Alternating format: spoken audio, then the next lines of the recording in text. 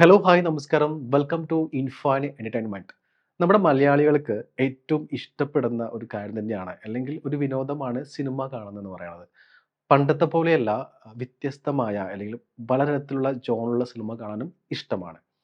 അങ്ങനെ സിനിമ ഇഷ്ടപ്പെടുന്ന എല്ലാവർക്കും ഇന്ന് 13th ഫിലിം ഫെസ്റ്റിവൽ IFK നടന്നുകൊണ്ടിരിക്കുകയാണ്.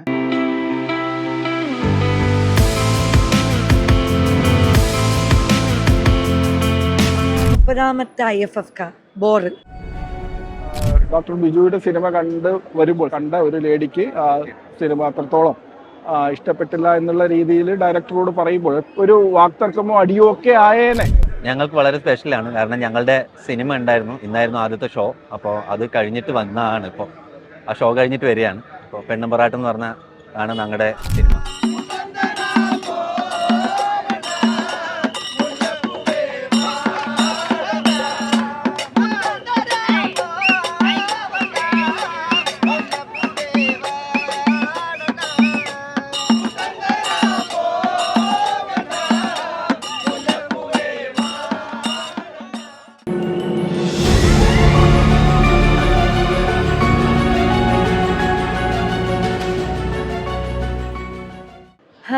മുപ്പതാമത്തെ IFFK ബോറ്. ആരും സത്യം പറയാൻ താല്പര്യപ്പെടില്ല. മറ്റുള്ളവരെന്ത് വിചാരിക്കും? നമുക്ക് പറയാനല്ലേ നമുക്ക് ഈശ്വരൻ നാക്കും സംസാരശേഷിയും തന്നിരിക്കുന്നത്. ആക്ച്വലി IFFK ഇപ്പോൾ IFFK എന്ന് പറയാൻ പറ്റില്ല, ഫെസ്റ്റിവൽ ഫിലിം കാർണിവൽ എന്ന് പറയാനേ പറ്റുള്ളൂ. കഴിഞ്ഞ വർഷം ഒന്നും അല്ലെങ്കിലും ഒരു ചെയർമാൻ്റെ സാന്നിധ്യം ഉണ്ടായിരുന്നു. നിറസാന്നിധ്യം, ചിരിച്ചുകൊണ്ട് ഓടി നടക്കുന്ന ഹൈഫൈ ആൾക്കാരുടെ ആയാലും സാധാരണ ജനങ്ങളുടെ ഇടയിലായാലും മുകളിലേക്കും താഴേക്കും ഇടയിലേക്കും ഓടി നടക്കുന്ന ഒരു ചെയർമാനെയാണ് നമ്മൾ കണ്ടുകൊണ്ട് നടന്നത്. അദ്ദേഹത്തിൻ്റെ ചിരി കാണുമ്പോൾ തന്നെ നമ്മുടെ മനസ്സ് നിറയുമായിരുന്നു. കാരണം ഒരു വൈസ് ചെയർമാൻ, ഞാനിത് പല ഓൺലൈൻ മാധ്യമങ്ങളിൽ പറഞ്ഞു കഴിഞ്ഞു, എന്നാലും പറയണം, അത് ജനങ്ങളുടെ ഇടയിലേക്ക് എത്തണം. കാരണം ഒരു വൈസ് ചെയർമാൻ ഉണ്ടെന്ന് തന്നെ നമ്മൾ അറിഞ്ഞത് പ്രേംകുമാർ എന്ന് പറയുന്ന അദ്ദേഹം വന്നപ്പോഴാണ് ഒരു വൈസ് ചെയർമാൻ പോസ്റ്റ് ഉണ്ടെന്ന് നമ്മൾ അറിയുന്നത്. ഇതിനു മുമ്പ് പലരും വൈസ് ചെയർമാൻ പോസ്റ്റിൽ ഇരുന്നിട്ടുണ്ട്, നമുക്കറിയില്ല ചെയർമാൻ എന്താണെന്ന്. നമുക്ക് കഴിഞ്ഞ വർഷം ഒരു ബഹളമോ ഒന്നുമില്ലായിരുന്നു. ഇപ്പം ഇതെന്താണ്? നമ്മൾ ഓണത്തിന് കനകക്കുന്നിലൊക്കെ വരുന്നൊരിത് മാത്രമേ ഉള്ളൂ. ഇതല്ല ഫിലിം ഫെസ്റ്റിവൽ മുമ്പായിരുന്നു. പ്രിയൻ സാറൊക്കെ ഉണ്ടായിരുന്ന സമയത്താണ് നല്ല നല്ല സിനിമകളുണ്ടായിരുന്നു. നമുക്ക് ഏത് സിനിമ കാണണമെന്ന് നമുക്ക് അറിയില്ലായിരുന്നു. നമുക്ക് തന്നെ കൺഫ്യൂഷനാവും. എന്നിട്ട് നമ്മളിന്ന് റിക്വസ്റ്റ് ചെയ്യും, ഈ സിനിമ ഒന്നും കൂടി ഇടണേ എന്ന്. കാരണം നമ്മൾ കാണാത്ത, ഇപ്പം ഞാൻ ഇന്നലെ ഇന്നും സിനിമ കണ്ടിട്ട് ഇറങ്ങി വരെയായിരുന്നു ഞാൻ പകുതി വെച്ചിട്ട്. കാരണം അത്രയൊക്കെ ഉള്ളു സിനിമകൾ. 31ാമത്തെ IFFK എങ്കിലും ഞാൻ കഴിഞ്ഞ വർഷം പറഞ്ഞു, 30ാമത്തെ IFFK 2025 IFFK എങ്കിലും നല്ലൊരു IFFK ആവണേ എന്ന് ഞാൻ ആഗ്രഹിച്ചു. ഇപ്പോഴും ഞാൻ റിക്വസ്റ്റ് ചെയ്യുന്ന ഏത് രാഷ്ട്രീയക്കാർ വന്നാലും ആര് വന്നാലും നിങ്ങളോട് ഒരു അപേക്ഷ, IFFK എന്ന് പറഞ്ഞാൽ മലയാളികളുടെ ഒരു വലിയൊരിതാണ്. നല്ലൊരു IFFK 2026 വരണമെന്ന് അപേക്ഷിക്കുകയാണ്. സാധാരണ ജനത്തിൻ്റെ പ്രതിനിധിയായിട്ട് നിന്ന് തന്നെ ഞാൻ പറയുകയാണ്, പ്ലീസ് പ്ലീസ് പ്ലീസ്. 10 വർഷം ഇവർ ഭരിച്ചില്ലേ, ഇനി 5 വർഷം വേറെ ഭരണസമിതികൾ വരട്ടെ, എന്നാലല്ലേ ജനത്തിന് എന്തെങ്കിലും മാറ്റം ഉണ്ടാകും. 5 വർഷം LDF ഭരിക്കുക, 5 വർഷം UDF ഭരിക്കുക, 5 വർഷം BJP ഭരിക്കുക. എന്നാലേ നമ്മളെപ്പോലെയുള്ള സാധാരണക്കാർക്ക് അതുകൊണ്ട് നേട്ടം കാണുള്ളൂ.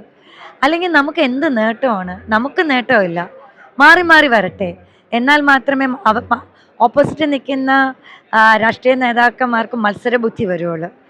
അതുകൊണ്ട് മാറ്റങ്ങൾ വേണം. മാറ്റങ്ങളാണ് ആഗ്രഹിക്കുന്നത്. കുറച്ച് യൂത്ത് മന്ത്രിമാരെയും കൂടി ഇടുക. കാഴ്ചപ്പാടുകളും ചിന്തകളും 30 വർഷം കഴിഞ്ഞാൽ കേരളം എങ്ങനെ ഇരിക്കും? ഇപ്പം 50 വർഷം കഴിഞ്ഞാൽ ദുബായ് എങ്ങനെ ഇരിക്കുന്നു നമ്മൾ കണ്ടുകൊണ്ടിരിക്കുകയാണ്. 30 വർഷം കഴിഞ്ഞാൽ കേരളം എങ്ങനെ ഇരിക്കുന്നു കാണണം. അല്ലാതെ പണ്ടത്തിനെയും കാട്ടി മോശം കേരളമാണ് ഇപ്പം വന്നുകൊണ്ടിരിക്കുന്നത്. അങ്ങനെ ഉണ്ടാവാതിരിക്കട്ടെ. 2026 നല്ലൊരു കേരളം, നല്ലൊരു എന്താ പറയുന്നത്, ജനങ്ങൾക്ക് ഒരുപാട് കാര്യങ്ങൾ നടക്കുന്ന ഭരണാധികാരികൾ വരട്ടെ. ഈഗോയും വാശിയും തമ്മിൽ അടിയും മാറ്റിയിട്ട് ജനങ്ങൾ നിങ്ങളെ വിശ്വസിച്ചല്ലേ വോട്ട് ചെയ്തത്. ജനങ്ങൾക്ക് വേണ്ടി എന്തെങ്കിലും ചെയ്യൂ. അപ്പോൾ advance happy Christmas and happy new year. Okay, so ഞാനിപ്പോൾ 30th IFFKയുടെ 3rd ഡേയിലാണ് നമ്മൾ. ആൻഡ് ഞാൻ ഇതിനു മുന്നേ 3 IFFK വന്നിട്ടുണ്ട്. ആൻഡ് ഈ വർഷത്തെ ഫിലിംസും എല്ലാം ഇതുവരെ ഞാൻ കണ്ടുള്ള ഫിലിംസ് എല്ലാം നല്ലതായിരുന്നു. ആൻഡ് നല്ല വൈബ്രന്റ് ആയിട്ടുള്ള ഒരു എന്താ പറയുക അറ്റ്മോസ്ഫിയർ ആണ് ഇവിടെ. And it's good. IFFKയുടെ ആ ഒരു വൈബ് തിരുവനന്തപുരത്തിന് വന്നു. സോ എൻ്റെ എക്സ്പീരിയൻസ് പേഴ്സണലി അതാണ്. ഇതെന്റെ ഫസ്റ്റ് IFK ആണ്. സോ ഒരുപാട് നാളത്തെ ആഗ്രഹമായിരുന്നു ഇതിൽ പാർട്ടിസിപ്പേറ്റ് ചെയ്യണം എങ്ങനെയെന്നുള്ളത്. സോ ഇത് 3rd ഡേ ആണ്.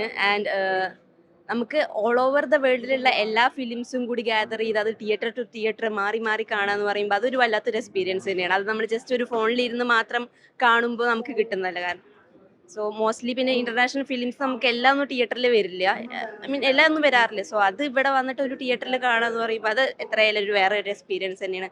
പിന്നെ ഓൾ ഓവർ ട്രിവാൻഡ്രത്തുനിന്നും എല്ലായിടത്തും നിന്നുള്ള ആൾക്കാരും വരുന്നുണ്ട്. മോസ്റ്റ്ലി ഏജ് ഗ്രൂപ്പ് ആയിട്ടുള്ള ആൾക്കാരൊക്കെ വരുമ്പോൾ അതൊരു പേഴ്സണൽ ഒരു ഇൻസ്പിറേഷൻ ആയിട്ടാണ് തോന്നുന്നത്.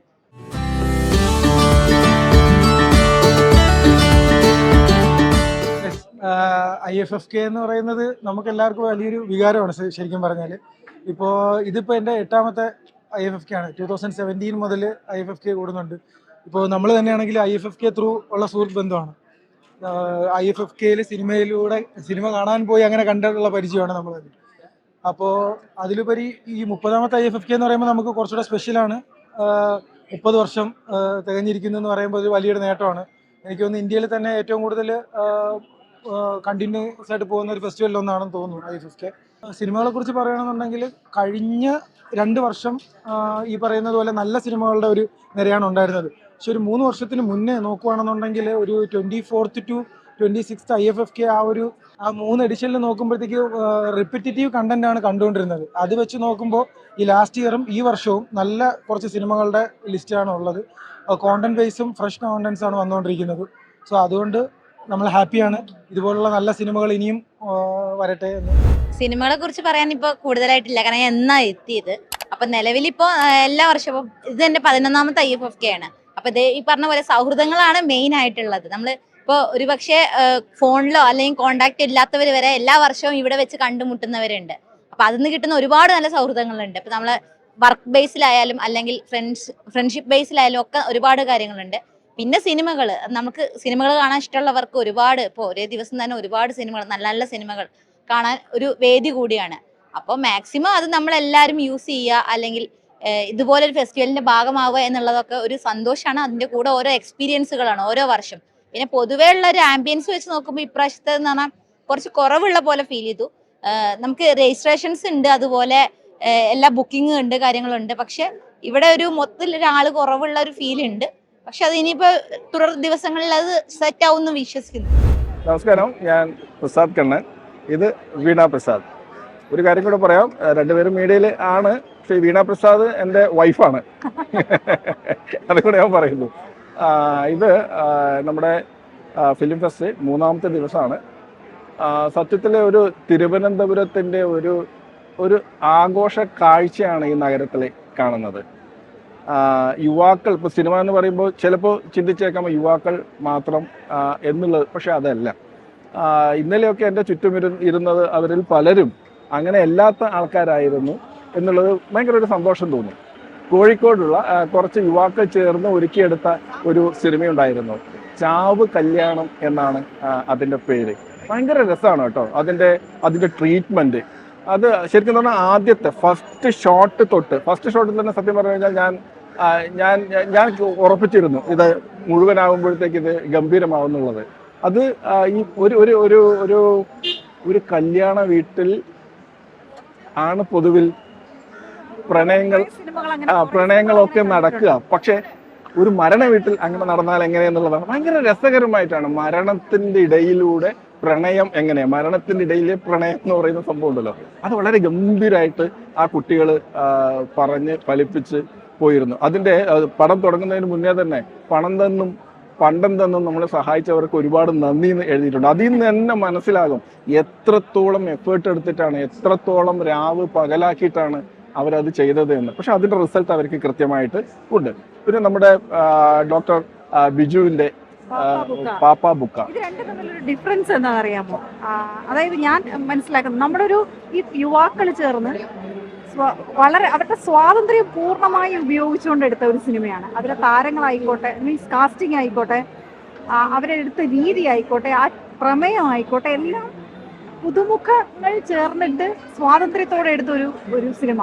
അതേസമയം പാപ്പ ബുക്കിലേക്ക് വരുമ്പോൾ വളരെ പ്രഗത്ഭനായ ഒരു സംവിധായകൻ അദ്ദേഹത്തിന്റെ എല്ലാ കോണ്ടാക്ട്സും ഉപയോഗിച്ച്, അദ്ദേഹത്തിന്റെ അനുഭവ സമ്പത്ത് ഉപയോഗിച്ച്, അദ്ദേഹത്തിന്റെ ആ എല്ലാ കഴിവുകളും ഉപയോഗിച്ചുകൊണ്ട് മറ്റൊരു കോണ്ടിനെന്റിൽ പോയി എടുത്ത ഒരു സിനിമ, സാധ്യമാക്കിയെടുത്തൊരു സിനിമ. രണ്ട് ഡിഫറെന്റ് എൻഡിൽ നിന്നുകൊണ്ട് നമ്മൾ കണ്ടത് അടുത്തടുത്ത സിനിമകളാണ് കണ്ടത് അല്ലേ? അതെ അതെ. പിന്നെ ഇന്ന് കണ്ടത് സെറ്റിൽമെന്റ് ആണ് അല്ലെ.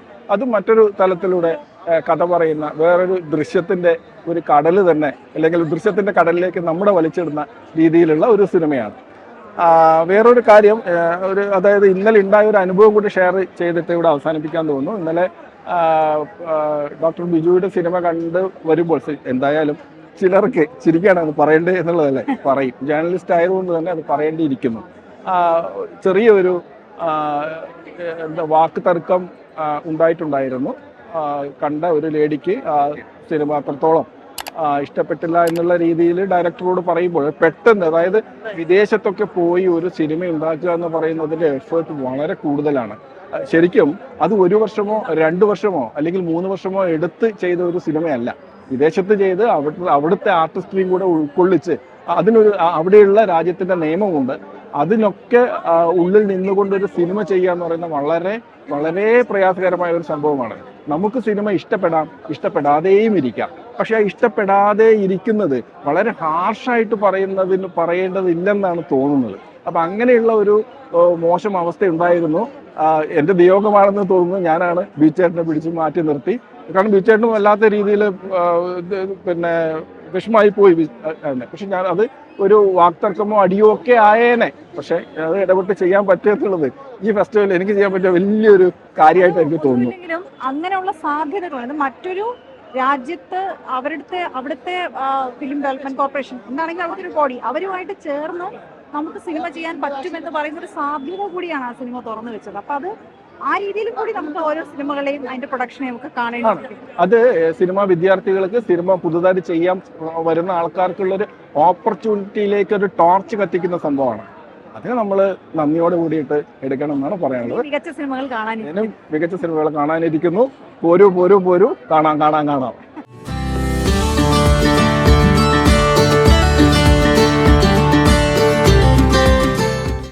അല്ല, IFFK 30ാം വർഷമാണ്. IFFK ആദ്യത്തെ IFFK മുതൽ ഇവിടെ ഇങ്ങനെ നടക്കുന്ന ഒരാളാണ് ഞാൻ. ആ അർത്ഥത്തിൽ എനിക്ക് എൻ്റെ ഒരു പേഴ്സണൽ ജീവിതത്തിൻ്റെ എന്തോ ഒരു ഏരിയയാണ്. I am very happy to be a part of this IFFK. ധാരാളം പുതിയ ചെറുപ്പക്കാർ വരുന്നുണ്ട്. അവർക്കൊക്കെ ഭാവുകം ആശംസിക്കുന്നു. നന്നായി നടക്കട്ടെ IFFK. All the best IFFK.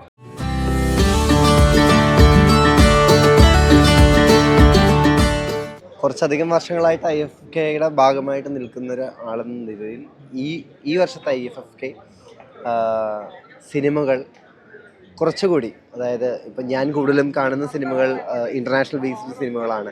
കുറച്ചും കൂടി എന്താ പറയുക, സ്റ്റോറി ലൈനിലാണെങ്കിലും എല്ലാത്തിലും കുറച്ചും കൂടി ബെറ്റർ ആയിട്ട് എനിക്ക് ഫീൽ ചെയ്തിട്ടുണ്ട്. അതേപോലെ കഥാപരമായിട്ട് മൂല്യമുള്ള ചിത്രങ്ങൾ കൂടുതലായിട്ട് എടുത്തിട്ടുണ്ട്. നമ്മുടെ പബ്ലിക് ഫിലിം പാലസ്തീൻ വിഷയവുമായി ബന്ധപ്പെട്ട ഒരു മൂവി വെച്ചായിരുന്നു നമ്മൾ സ്റ്റാർട്ടിങ് ചെയ്തിട്ടുണ്ടായിരുന്നത്. അതിന് കിട്ടിയിട്ടുള്ള റെസ്പോൺസും അതേ രീതിയിലുള്ള ഒരു റെസ്പോൺസ് തന്നെയായിരുന്നു. ഹായ്, ഞാൻ ആൽഫി പഞ്ഞിക്കാരൻ. ഞാനിവിടെ 13th IFFKയുടെ ലൊക്കേഷനിലാണ്, ടാഗോർ തിയേറ്ററിലാണ്. സോ ഇതെൻ്റെ 5ാമത്തെ പ്രാവശ്യമാണെന്ന് ഞാൻ ഇവിടെ IFFKയിൽ വരുന്നത്. എനിക്ക് എപ്പോഴും ഡിസംബർ മാസം ഈ IFFK അനൗൺസ് ചെയ്യുമ്പോൾ തന്നെ ഞാൻ ബുക്ക് ചെയ്തിടും. കാരണം എനിക്കിഷ്ടമാണ്. കാരണം ഞാൻ ഏറ്റവും കൂടുതൽ ഇഷ്ടപ്പെടുന്ന ഒരു കാര്യമാണ് സിനിമ. അപ്പോൾ ഒരുപാട് സിനിമ കാണാൻ പറ്റുക, ഒരു സിനിമ ഇഷ്ടപ്പെടുന്ന ഒരുപാട് പേരുടെ ഒരു കൂട്ടായ്മ അല്ലെങ്കിൽ ഒരു ഒത്തുചേരുന്ന ഒരു സ്ഥലമാണ് IFFK എന്ന് പറഞ്ഞാൽ. സോ ഇതൊരു വേറൊരു വൈബാണ്. അപ്പോൾ സിനിമ ഇഷ്ടപ്പെടുന്നവർ വരണം. നല്ല നല്ല വേൾഡ് സിനിമാസ്, ഇന്റർനാഷണൽ സിനിമാസ്, നല്ല നല്ല സെലക്റ്റഡ് ആയിട്ടുള്ള മലയാളം മൂവീസ്, ഇങ്ങനത്തെ മൂവീസ് നിങ്ങൾക്ക് കാണാൻ പറ്റും. അപ്പോൾ നിങ്ങൾക്ക് അത് കാണാത്തവർക്ക് മനസ്സിലാവണമെന്നില്ല. ഒരു പ്രാവശ്യം വന്ന് കണ്ടു കഴിഞ്ഞാൽ ഇത് നിങ്ങൾക്ക് ഇഷ്ടപ്പെടും. കാരണം സിനിമ ഇഷ്ടപ്പെടുന്ന ആർക്കും ഇഷ്ടപ്പെടും. അപ്പോൾ താങ്ക് യു സോ മച്ച്. ഇവിടെ പറ്റുന്നവർ വന്ന് കാണാം. ഞാനൊരു ആർട്ടിസ്റ്റ് ആയതുകൊണ്ട് ഞാൻ സിനിമയിൽ നിന്നുള്ള ആളായതുകൊണ്ട് എനിക്ക് നിങ്ങൾക്ക് പറയണമെന്ന് എനിക്ക് തോന്നി. Thank you so much.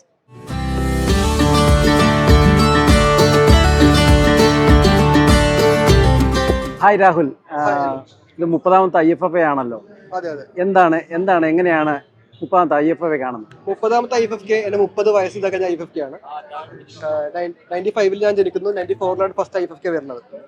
ഇതെന്റെ 5ാമത്തെ IFFK ആണ്.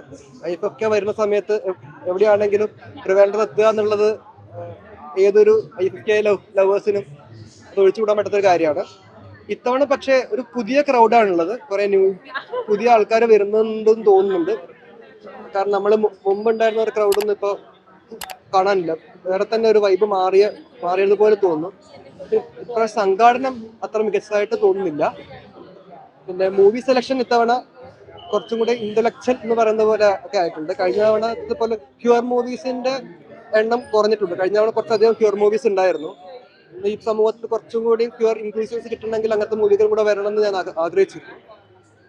പിന്നെ വേറെ പ്രത്യേകിച്ച് ഇപ്പം ഇതവണ വലിയൊരു മാറ്റം ഇഷ്ടപ്പെട്ടത് ഓട്ടോ ക്യാബുകൾ നമുക്ക് ഫ്രീ ആണെന്നുള്ളതാണ്. മുമ്പ് ബസ് വെയിറ്റ് ചെയ്യണമായിരുന്നു നമ്മൾ തിയേറ്ററിൽ പോകണമെങ്കിൽ. അപ്പം സമയത്തിന്റെ പ്രശ്നങ്ങൾ ഉണ്ടാവാറുണ്ട്. ഇത്തവണ ഓട്ടോയും കൂടെ ഉൾപ്പെടുത്തത് കൊണ്ട് ആ പ്രശ്നങ്ങൾ മാറിക്കിട്ടുണ്ട്. തിരുവനന്തപുരത്ത് നടക്കുന്ന IFFK മധ്യ കേരളത്തിലേക്ക് മാറ്റണമെന്നുള്ളൊരു സോഷ്യൽ മീഡിയയിൽ ഇടയ്ക്ക് നല്ല ചർച്ച ഉണ്ടായിരുന്നു. അതിനെക്കുറിച്ച് എന്താണ് അഭിപ്രായം? ഇതിനു മുന്നേ തലശ്ശേരിയൊക്കെ മാറ്റിയ അനുഭവം ഉണ്ടായിട്ടുണ്ടെന്ന് തോന്നുന്നു. പക്ഷെ IFFK ട്രിവാൻഡ്രത്താവുമ്പോഴാണ് അതിന്റെ ഒരു സൗന്ദര്യം എന്നാണ് എനിക്ക് തോന്നുന്നത്. മറ്റു ജില്ലകളിലോട്ട് മാറ്റുമ്പോൾ പങ്കാളിത്തം കുറയുമോ പങ്കാളിത്തം കുറഞ്ഞതിലുപരി ഈ ഒരു തള്ളിക്കയറ്റം ഈ ഒരു ക്രൗഡ് ആയിരിക്കില്ല എന്നും തോന്നാറുണ്ട്. പറഞ്ഞ പോലെ തൃശ്ശൂരിൽ നിന്നൊക്കെ മാറ്റുന്ന സമയത്ത് അവിടെ വേറെ ഒരു ക്രൗഡാണ് ഉണ്ടാവാറ്. സിനിമാ പ്രേമികള് ട്രിവാൻഡ്രത്ത് എത്തുക, ഡിസംബറിൽ എത്തുക എന്നുള്ളതാണ് അക്കോർഡിംഗ് ടു മീ IFFKയുടെ സ്ഥിരം വേദി ട്രിവാൻഡ്രം ആവുക എന്നുള്ളതാണ് എൻ്റെ ഒരു അഭിപ്രായം. പിന്നെ എല്ലാ ജില്ലകളിലും ഇതിന്റെ ഭാഗമായിട്ട് നടത്തുന്ന വേറെ ഫിലിം ഫെസ്റ്റിവൽ ഉണ്ടല്ലോ. നമ്മുടെ തളിപ്പറമ്പിൽ കണ്ണൂര് ഹാപ്പിനെസ് ഫിലിം ഫെസ്റ്റിവൽ നടക്കുന്നുണ്ട്. അത് തലശ്ശേരി അടുത്തൊരു ഫിലിം ഫെസ്റ്റിവൽ നടന്നു. IFFK ട്രിവാൻഡ്രത്തും ഇതിനനുബന്ധമായിട്ടുള്ള മറ്റ് വുമൻസ് ഫിലിം ഫെസ്റ്റിവൽ നടന്നു എറണാകുളത്ത്. ഇതുപോലെ അങ്ങനെ കുഞ്ഞു ഫെസ്റ്റിവൽ മറ്റൊരു ജില്ലയിൽ നടക്കട്ടെ. പക്ഷെ IFFK എപ്പോഴും ട്രിവാൻഡ്രത്ത് നടക്കുന്നതാണ്.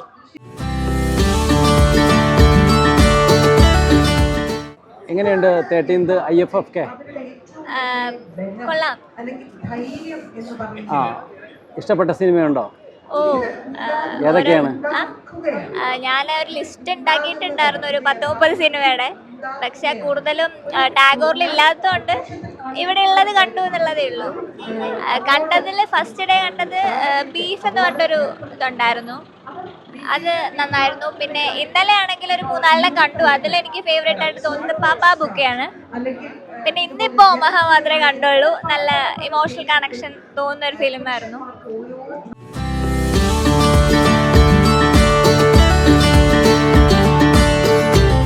ഞങ്ങൾക്ക് വളരെ സ്പെഷ്യലാണ്. കാരണം ഞങ്ങളുടെ സിനിമ ഉണ്ടായിരുന്നു, ഇന്നായിരുന്നു ആദ്യത്തെ ഷോ. അപ്പോൾ അത് കഴിഞ്ഞിട്ട് വന്നതാണ്. ഇപ്പോൾ ആ ഷോ കഴിഞ്ഞിട്ട് വരികയാണ്. ഇപ്പോൾ പെണ്ണമ്പറാട്ട് എന്ന് പറഞ്ഞ ആണ് ഞങ്ങളുടെ സിനിമ. എൻ്റെ ആദ്യത്തെ സിനിമയാണ്. രവി അതിൻ്റെ റൈറ്ററാണ്. റൈന അതിലെ ഹീറോയിനാണ്. ദീപ്തി അസോസിയേറ്റ് ഡയറക്ടറാണ്. അങ്ങനെ ആ ഷോ കഴിഞ്ഞതിൻ്റെ എക്സൈറ്റ്മെൻറ്റും സന്തോഷത്തിലൊക്കെയാണ് ഇപ്പോൾ. ഒരുപാട് വർഷങ്ങൾ IFFKയിൽ പങ്കെടുത്തിട്ടുണ്ട്. അപ്പോൾ ആൾക്കാരുടെ രീതികളും ആൾക്കാരുടെ പുതിയ ആൾക്കാരൊക്കെ ആയി, പുതിയ യങ് ക്രൗഡൊക്കെ ഒരുപാട് വന്നു തുടങ്ങി. അങ്ങനെ ഒരുപാട് മാറ്റമുണ്ട് IFFK ഉണ്ടായാലും. നല്ല സിനിമകളുമാണ് ഈ പ്രാവശ്യം ഉള്ളത്. കണ്ടുകൊണ്ടിരിക്കുന്നു ഓരോന്നായിട്ട്. എൻ്റെയോ ഇപ്പോൾ ഇതാണ് തൽക്കാലത്തേക്ക്. ഇത് റിലീസാവുന്നവരെ വേറെ പ്രൊജക്റ്റുകളൊന്നും അങ്ങനെ ഇല്ല. ഇനി എഴുത്തും ഡയറക്ഷനൊക്കെ ആയിട്ടുള്ള കുറച്ച് പരിപാടികളുണ്ട്. അഭിനയിച്ച അതും വരാനുണ്ട്. ഒരു പടം സംവിധാനം ചെയ്യാനുള്ള വർക്കിലാണ്. അതിൻ്റെ എഴുത്ത് പരിപാടി നടക്കുകയാണ്. ഇവരുടെയൊക്കെ കൂടെ വർക്ക് ചെയ്യുന്ന ആൾക്കാരാണ്. ഒരിക്കൽ IFFK വന്നു കഴിഞ്ഞാൽ അടുത്ത പ്രാവശ്യം IFFK ഒരു സിനിമയും കൊണ്ട് വരണം എന്ന് നമുക്ക് തോന്നും. അപ്പോൾ ഒരു സിനിമയുടെ പാട്ടാവാൻ പറ്റി എന്തെങ്കിലും കൊണ്ട് വരണം എന്നുണ്ട്.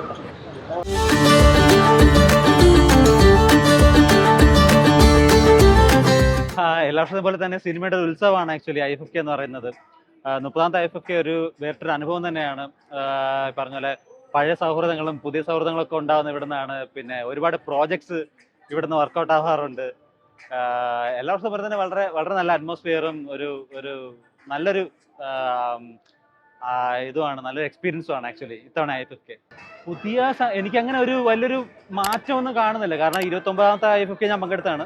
30 ഏകദേശം അതുപോലെ തന്നെ അതേ സ്മൂത്തായിട്ട് പോകുന്നതാണ് എനിക്ക് തോന്നുന്നത്. ജനപങ്കാളിത്തമാണെങ്കിലും ഒക്കെ അതുപോലെ തന്നെ നമുക്ക് തോന്നുന്നുണ്ട്. ശരിക്കും നല്ല പ്രത്യേകിച്ച് അങ്ങനെ സംഘാടകരിലുള്ള ഒരു മാറ്റം എനിക്ക് അങ്ങനെ ഒരു എക്സ്പീരിയൻസ് തോന്നുന്നില്ല, പ്രത്യേകിച്ച് ഒരു മാറ്റം തോന്നുന്നില്ല. ഇത്തവണ എനിക്ക് കാണാൻ ആക്ച്വലി താല്പര്യമുള്ള ഒരു 2 ഫിലിംസ് ഉണ്ട്.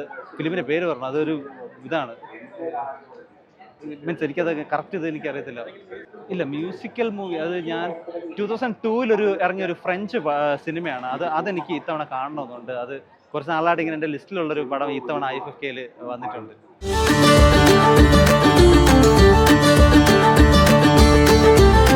ഇതൊരു ഫെസ്റ്റിവലിനെയും പോലെ ട്രിവാൻഡ്രത്തെ ഒരു വലിയ ഫെസ്റ്റിവൽ തന്നെയാണ് IFFK. അപ്പോൾ ട്രിവ്യൻസ് എന്നുള്ള രീതിയിൽ ഞങ്ങൾക്കത് ഭയങ്കര സന്തോഷമുള്ള കാര്യമാണ്. പിന്നെ ഇവിടെ കൂടുതലും പാർട്ടിസിപ്പേറ്റ് ചെയ്യുന്നത് കാലിക്കറ്റ്, കണ്ണൂർ, അങ്ങോട്ടുള്ള എറണാകുളം കഴിഞ്ഞുള്ളവരാണെന്ന് അറിഞ്ഞാൽ ഒരുപാട് സന്തോഷം. സിനിമയൊന്നും കണ്ടു തുടങ്ങിയില്ല, ഇപ്പോഴൊന്ന് ഫ്രീ ആയിട്ട് ഇപ്പോൾ ഇങ്ങോട്ട് വന്നതേ ഉള്ളൂ. എല്ലാ വർഷത്തെയും പോലെ തന്നെ സ്മൂത്തായിട്ട് പോകുന്നു. ആസ് ഓഫ് നൗ അങ്ങനെ തന്നെയാണ് പോകുന്നത്. കാത്തിരിപ്പ് എന്ന് പറഞ്ഞ് ജിതേഷ് റേച്ചൽ അഭിനയിച്ചൊരു മൂവി കാണണമെന്നുണ്ടായിരുന്നു. ബട്ട് അതിൻ്റെ ഇതായിട്ട് couldn't get in. So it was like has won some awards in the International Film Festival. Travelling point easier ആവാൻ ആയിട്ടാണെങ്കിൽ അതൊരു ഓക്കെ ഫെയർ ഡിസിഷൻ എന്ന് പറയാം. അല്ലാത്ത ഒരു അവസ്ഥയിൽ നമ്മളിപ്പോൾ ഒരു കാര്യം വളരെ നൈസായിട്ടും വളരെ സ്റ്റാൻഡേർഡായിട്ടും ഒരു കാര്യം പൊക്കോണ്ടിരിക്കുകയാണെങ്കിൽ അതിനെ നമ്മൾ മാറ്റി പ്രദർശിപ്പിക്കുക അല്ലെങ്കിൽ മാറ്റി ചിന്തിക്കേണ്ട ഒരു കാര്യമില്ലല്ലോ. ഇവിടെ വെച്ച് നടത്തുന്നത് എല്ലാവരും സന്തോഷത്തോടെ, ഞാൻ പറഞ്ഞല്ലോ നേരത്തെ, എറണാകുളത്തിന് അപ്പുറത്തുള്ളവരാണ് ഏറ്റവും കൂടുതൽ ഇവിടെ ഉള്ളത്. ട്രിവാൻഡ്രം ഉള്ളവരെക്കാളും കൂടുതൽ ആൾക്കാരെ ഞാനിവിടെ കണ്ടു. അപ്പോൾ എപ്പോഴും അങ്ങനെ ഫെയർ ആയിട്ട് പോകുന്നൊരു കാര്യം നമ്മൾ മാറ്റി ചെയ്യേണ്ട കാര്യമില്ലല്ലോ. അതിനെപ്പറ്റി അഭിപ്രായം പറയാൻ ഞാനാളല്ല. എന്നാലും ഇവിടെ വന്നിട്ട് ഞാൻ പറഞ്ഞല്ലോ, ആസ് യൂഷ്വൽ എപ്പോഴും വരുന്ന പോലെ തന്നെ ഒരു ഫെസ്റ്റിവലാണ് കാണുന്നത്. ഭയങ്കര പോസിറ്റീവായിട്ട് ഒരുപാട് ഫോറംസ്, ഇപ്പം എന്താ പറയുക, റൈസ് അങ്ങനെ ഒരുപാട് ഇനിഷ്യേറ്റീവ്സ്, അതും വളരെ ചെറുപ്പക്കാർ ഒരുപാട് പേര് ഒന്നും നോക്കാതെ എബ്രോഡൊക്കെ ഉള്ള ജോലിയൊക്കെ കളഞ്ഞ ഉള്ള NGOs അവരൊക്കെ ഇതിന് മുന്നോടിയായിട്ട് സിനിമ പ്രദർശനം എന്നുള്ളതല്ലാതെ വേറെ ഒരുപാട് കാര്യങ്ങളിൽ ഇവിടെ എക്സിബിഷൻ നടത്തുന്നു. അങ്ങനെയൊക്കെ ചെയ്യുന്നതെന്ന് അറിഞ്ഞാൽ ഒരുപാട് സന്തോഷമുണ്ട്. പിന്നെ മ്യൂസിക്കൽ പ്രോഗ്രാംസ്, അങ്ങനെ പ്രോഗ്രാംസ്, ഞാൻ ഗായികയാണ്. അപ്പോൾ കഴിഞ്ഞ തവണ എൻ്റെ പെർഫോമൻസ് ഒക്കെ ഇവിടെ ഉണ്ടായിരുന്നു. പക്ഷെ ഇത്തവണ അതിനൊരു അല്ലെങ്കിൽ മ്യൂസിക്കൽ പെർഫോമൻസസിൻ്റെ ഒരു മാർക്കറ്റിംഗ് ഇല്ല എന്ന് തോന്നി. ലാസ്റ്റ് ഇയർ അങ്ങനെ നല്ല മാർക്കറ്റിംഗ് ഉണ്ടായിരുന്നു. നമുക്ക് ഏതൊക്കെ പ്രോഗ്രാംസ് ആണ്, ഏതൊക്കെ ബാൻഡാണ് പെർഫോം ചെയ്യുന്നതെന്ന് അറിയുന്നുണ്ടായിരുന്നു. ഇത്തവണ അത് കുറച്ച് കുറഞ്ഞോ എന്നൊരു സംശയം. പിന്നെ എന്താ പറയുക, ഫുഡ് സ്റ്റോൾസ് ഏതൊരു ഇതിലും ആവശ്യമാണ്. അത് കുറച്ച് അല്ലേ, ഈ പറഞ്ഞ പോലെ ചായ, ബോളി, പാൽപ്പായസം ഇങ്ങനത്തെയൊക്കെയാണ് ഇവിടെ കണ്ടത്. കുറച്ചുകൂടെ ആവാമെന്ന് തോന്നി.